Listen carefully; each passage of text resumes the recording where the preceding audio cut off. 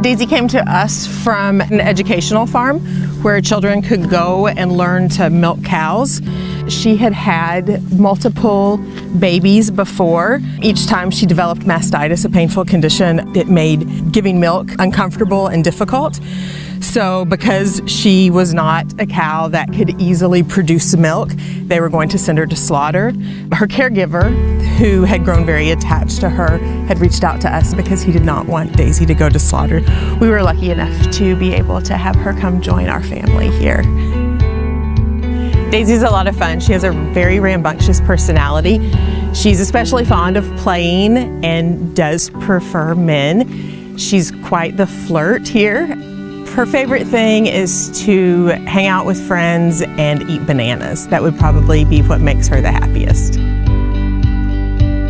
The dairy industry spends a lot of money to create this perception that the cows whose product people buy are living these really beautiful lives in these green pastures with lots of room. It's just not true.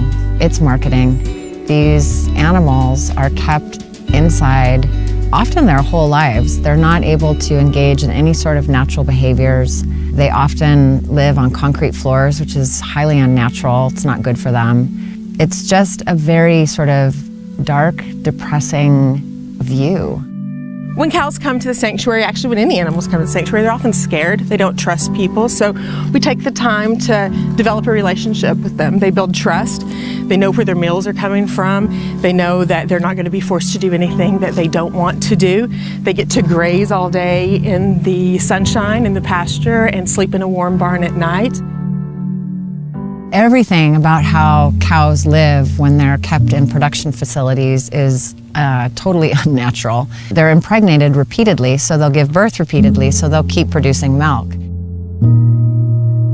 They don't reproduce how they would in nature. Instead, a human essentially takes an instrument and inserts it into the cow and inseminates her that way. It's not pleasant for the cow. It's done in a way that's probably very scary and uncomfortable, and it happens over and over and over during her life. I mean, imagine, for all the moms out there, imagine what that would feel like, how your soul would just give up.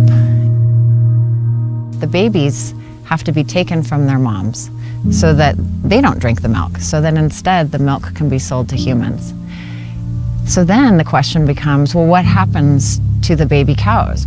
And the veal industry actually sprung up to create a product that farmers could sell to humans to make more money.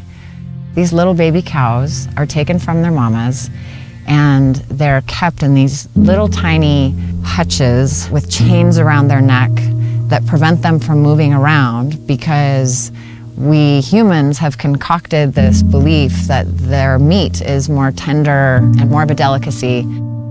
There's an enormous amount of suffering that goes on the periphery, kind of behind the scenes. I don't know how to meet a cow and not fall in love. They're beautiful, they're intelligent, they're a lot of fun. They love their family unconditionally. They have such beautiful personalities. They're protective of one another.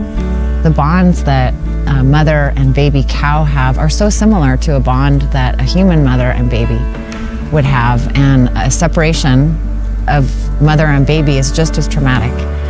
If you've ever heard audio of the sound when that separation happens, it breaks your heart. Daisy does not like to be alone. She's definitely a people cow and a cow's cow.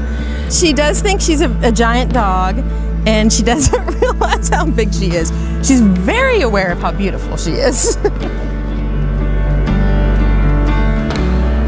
We're taught that it's a normal thing to drink cow's milk, when really there's no need. And there's so many awesome alternatives on the market today, from almond milk to hemp milk and oat milk. There really are some wonderful ways to avoid the impact that drinking milk has on these animals.